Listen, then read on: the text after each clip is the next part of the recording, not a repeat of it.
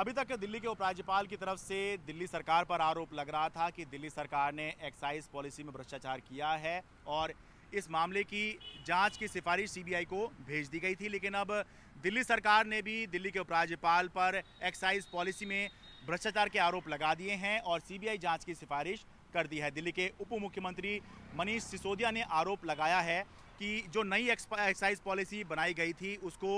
जो दिल्ली के उपराज्यपाल थे उन्होंने अच्छी तरह से एक नहीं बल्कि 2 बार पूरी तरह से पढ़ा था कि इसमें क्या नियम शर्तें हैं और उसको उन्होंने मंजूरी दी थी। लेकिन जब 17 नवंबर को इस नई नीति के तहत शराब की दुकानें खुलने ही वाली थी तो उससे 48 घंटे पहले उपराज्यपाल की तरफ से इस पॉलिसी के अंदर एक नई शर्त जोड़ दी गई। वो शर्त क्या थी? वो शर्त ये थी कि अनऑथराइज कॉलोनी में जो भी शराब की दुकान खुलेगी उसके लिए डीडीए और दिल्ली नगर निगम यानी एमसीडी की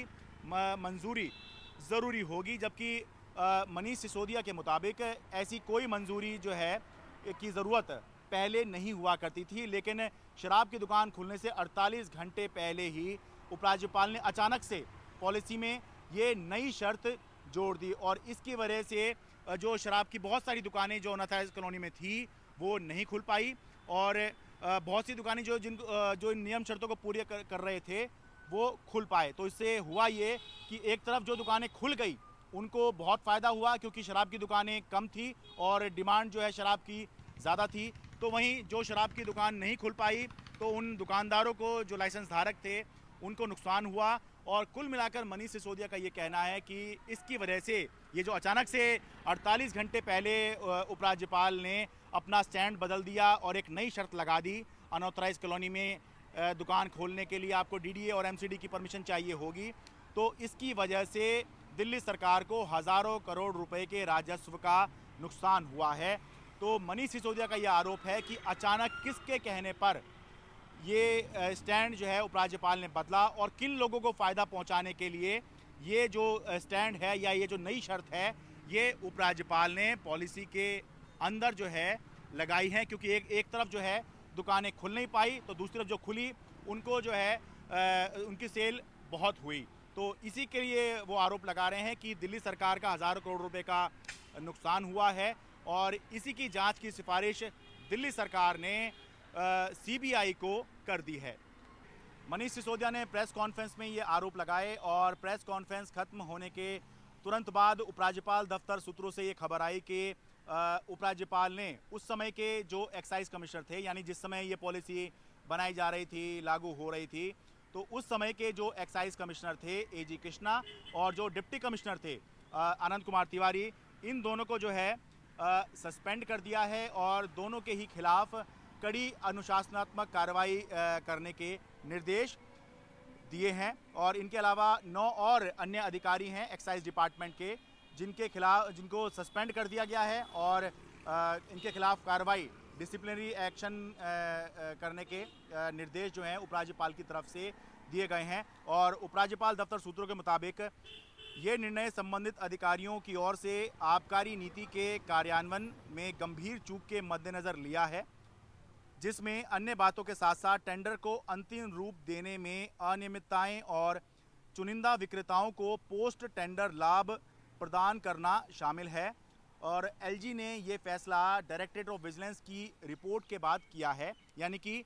ये बताया गया है कि ये जो अधिकारी हैं इन पे कार्रवाई इसलिए की गई है कि ये देखा गया है कि पूरे इसको लागू करने में गंभीर चूक जो है इनकी तरफ से दिखाई दी है। और बातें तो हैं ही, लेकिन साथ साथ टेंडर को अंतिम रूप देने में अनियमितताएं हैं और साथ ही साथ पोस्ट टेंडर बेनिफिट की बात इसमें की गई है। अब अगर हम देखें तो क्या मनीष सिसोदिया के जो आरोप हैं और उपराज्यपाल की तरफ से जो एक्शन हुआ है क्या ये मिलते हैं? सीधे तौर पे तो हम नहीं कह सकते कि ये आपस में बिल्कुल ही मिलते हैं, क्योंकि ये मतलब ऐसा नहीं है कि उनके प्रेस कॉन्फ्रेंस करने से ये हो गया हो, लेकिन हम इसको पूरी तरह से इनकार नहीं कर सकते क्योंकि उनकी मनीष सिसोदिया की प्रेस कॉन्फ्रेंस के तुरंत बाद ही ये खबर आई है। और दूसरा,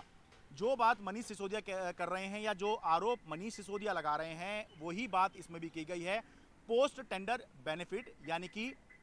17 नवंबर 2021 को जब दुकानें खुलने ही वाली हैं, टेंडर वगैरह सब हो चुके हैं, लाइसेंस दिए जा चुके हैं, तो दुकानें खुलने ही वाली हैं उसके बाद जो है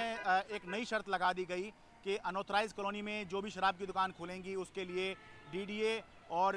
एमसीडी की मंजूरी चाहिए होगी। तो ये जो है पोस्ट टेंडर बेनिफिट वाली बात जो है ये उसमें आती है। तो उपराज्यपाल और दिल्ली के उप मुख्यमंत्री मनीष सिसोदिया दोनों इस बात पर सहमत हो रहे हैं कि पोस्ट टेंडर बेनिफिट कुछ लोगों को, जो उपराज्यपाल ने भी कहा है, मनीष सिसोदिया भी कह रहे हैं कि पोस्ट टेंडर बेनिफिट कुछ लोगों को दिए गए, इसीलिए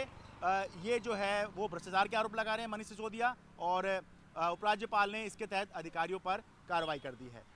कुल मिलाकर दिल्ली सरकार और उपराज्यपाल एक बात पर सहमत हैं कि एक्साइज पॉलिसी में भ्रष्टाचार हुआ है।